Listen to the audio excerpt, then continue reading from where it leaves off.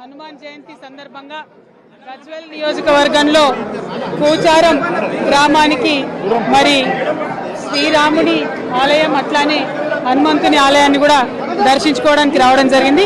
కూచారం గ్రామస్తులు మరి పెద్ద ఎత్తున తెలంగాణ ఉద్యమ సందర్భం నుంచి కూడా ఇప్పటి వరకు స్ఫూర్తిదాయకంగా అనేక కార్యక్రమాలు చేస్తూ వచ్చినారు. ఈ గ్రామంలో ప్రజలు చాలా ప్రేమతోని పెద్ద ఎత్తున దాదాపు 2 కోట్ల ప్రైవేట్ ఫండ్తోని ఈ రామాలయాన్ని నిర్మించుకున్నారు. ఇదివరకు బీఆర్ఎస్ గవర్నమెంట్ ఉన్నప్పుడు కూచారం హనుమంతుని ఆలయానికి కేసీఆర్ గారి ఆధ్వర్యంలో ఒక 25 lakhs రూపీస్ కూడా ఇవ్వడం జరిగింది. మరి వారందరూ కూడా చాలా స్ఫూర్తిదాయకంగా పెద్ద ఎత్తున కార్యక్రమాలు నిర్వహిస్తే హాజరు కావడానికి ఇక్కడికి వచ్చినాము.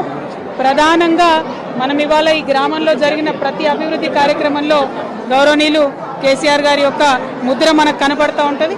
అన్న ప్రతాప్ రెడ్డి అన్న గారు, యాదవ్ రెడ్డి అన్న గారు, అక్క జెడ్పీ చైర్మన్ గారు హేమలత గారు, అట్లనే గ్రామస్తులు, గ్రామ నాయకులు నరేష్ ముదిరాజ్ గారు అందరూ కూడా పెద్ద ఎత్తున పాల్గొని ఈ కార్యక్రమాన్ని విజయవంతం చేసినందుకు మనస్ఫూర్తిగా వారికి అభినందనలు తెలియజేస్తూ, మరి భగవంతుడు హనుమంతుడు అంటేనే అందరికీ అండగా నిలిచేటటువంటి స్వామి.